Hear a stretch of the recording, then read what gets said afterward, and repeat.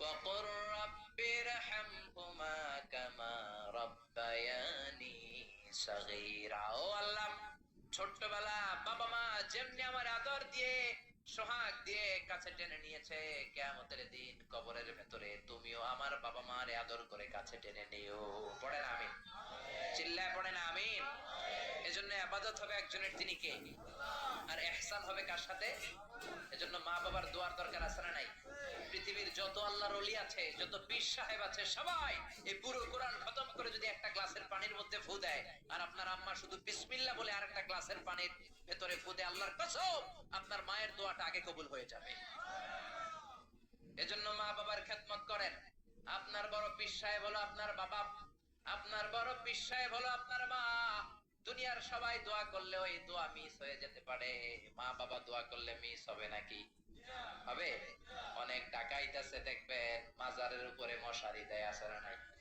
খুঁজে দেখবেন ওর বাপের মশাই কামড়ায়, ওর মায়ের মশাই কামড়ায়, আর ও বাবার দরবারে যে মাজারে মশারি দিয়ে আসছে, এরকম ডাকাইতেছে না নাই? এজন্য খবরদার, মা বাবার সাথে ইহসান করো। বিশ্বনবী মসজিদে নববীতে মিম্বারের এক তলার মধ্যে পা রাখলেন, আওয়াজ করে বললেন আমিন। দ্বিতীয় তলার ভেতরে পা রাখলেন, আওয়াজ করে বললেন আমিন। তৃতীয় স্টেপে পা রেখে বিশ্বনবী পড়লেন আমিন। সাহাবারা বললেন নবী তিনবার আমিন বললেন, কেন বললেন বুঝলাম না। বিশ্বনবী বললেন প্রথম স্টেপে যখন পা রাখলাম, জিব্রাইল এসে বলল রমজান মাস পাওয়ার পরে রোজা রেখে ইবাদত করে যেই বান্দা গুনাহ মাফ করতে পারে নাই, তার উপরে আল্লাহর লানত। আমি বিশ্বনবী বললাম আমিন। দ্বিতীয় স্টেপে পা রাখলাম, জিব্রাইল বলল মাতা পিতা পাওয়ার পরে যারা মাতা পিতার খেদমত করে নিজের জীবনের গুনাহ ছড়াতে পারে নাই, জান্নাত কামাতে পারে নাই, তাদের উপরও আল্লাহর লানত। আমি বিশ্বনবী বললাম আমিন। পরে আমার যে উম্মত আমার উপর দরুদ পড়লো না, তাদের উপর আল্লাহর লানত। আমি বললাম আমিন। পড়েন সাল্লাল্লাহু আলাইহি ওয়াসাল্লাম, চিৎকার করে পড়েন সাল্লাল্লাহু।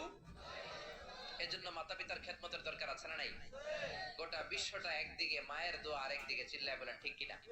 আপনি বুলেট মারলে বুলেট মিস হতে পারে, ড্রোন হামলা করলে মিস হতে পারে, মায়ের দোয়া মিস হবে? জোরে বলেন মিস হবে? এক সাহাবী বলল নবী আইয়ুল আমালে আফদাল, সবচেয়ে সেরা আমল কোনটা?